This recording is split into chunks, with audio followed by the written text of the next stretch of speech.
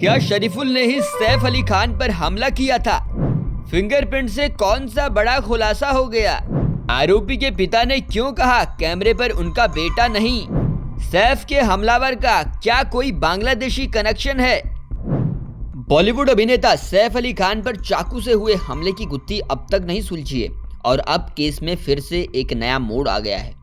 दरअसल जो आरोपी पुलिस की गिरफ्त में है, उसके पिता ने दावा किया है कि सैफ के घर के सीसीटीवी में दिख रहा शख्स उनका बेटा नहीं है। इस बयान के बाद पुलिस भी हैरत में पड़ गई है। पुलिस की जांच पड़ताल में तमाम जगह मिले फिंगरप्रिंट आरोपी शरीफुल के ही मालूम पड़ते हैं। सैफ अली खान पर हमला होने के बाद वो 5 दिन अस्पताल में भर्ती रहे, जहां उनकी 2 सर्जरी हुई और अब सैफ सेफ मोड में और अपने घर आ चुके हैं। लेकिन अब केस में आए नए मोड़ ने सभी को कंफ्यूज कर दिया है। दरअसल सैफ अली खान केस के आरोपी शरीफुल इस्लाम शहजाद के पिता ने दावा किया है कि पुलिस ने गलत व्यक्ति को गिरफ्तार किया है। एक मीडिया प्लेटफॉर्म से बातचीत करते हुए आरोपी के पिता ने कहा कि सैफ अली खान के बांद्रा स्थित घर से सीसीटीवी जो फुटेज मिला है, उसमें जो शख्स दिख रहा है वो उनका बेटा बिल्कुल नहीं है। आरोपी के पिता के मुताबिक फुटेज में दिख रहे शख्स के बाल लंबे हैं, जबकि उनका बेटा शरीफुल छोटे बाल रखता है। वो कहते हैं उनका बेटा स्कूली शिक्षा पूरी करने के बाद परिवार के भरण पोषण के लिए रिक्शा चलाने लगा था। हालांकि सैफ अली खान के घर से जो फिंगरप्रिंट पुलिस को मिले हैं वो आरोपी के फिंगरप्रिंट से मैच कर रहे हैं। ये फिंगर उस पाइप पर भी मिले हैं जिसका इस्तेमाल आरोपी ने कथित तौर पर सैफ अली खान की बिल्डिंग के 11वें फ्लोर पर चढ़ने के लिए किया।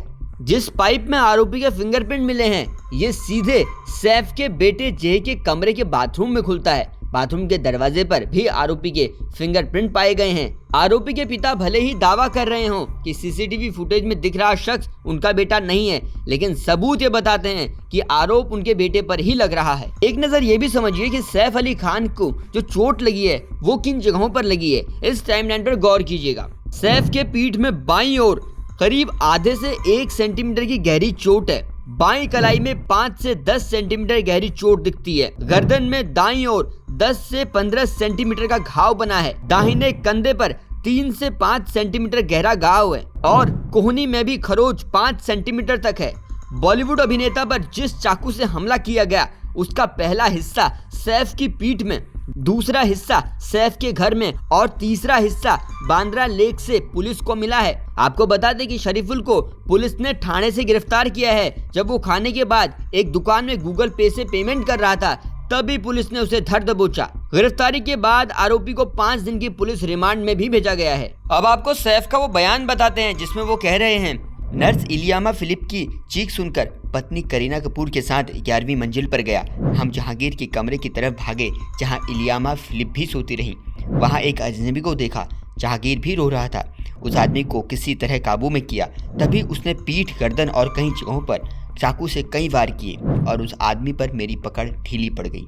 फिलहाल पुलिस दावा कर रही है कि आरोपी बांग्लादेश का रहने वाला है और वो भारत में अवैध तरीके से घुसकर आया था। उसका डीएल और पहचान पत्र भी मीडिया के सामने आ चुका है, जिससे साफ होता है कि आरोपी बांग्लादेश का नागरिक है और मुद्दा बीजेपी नेताओं ने बांग्लादेशी घुसपैठ का भी उठा दिया है।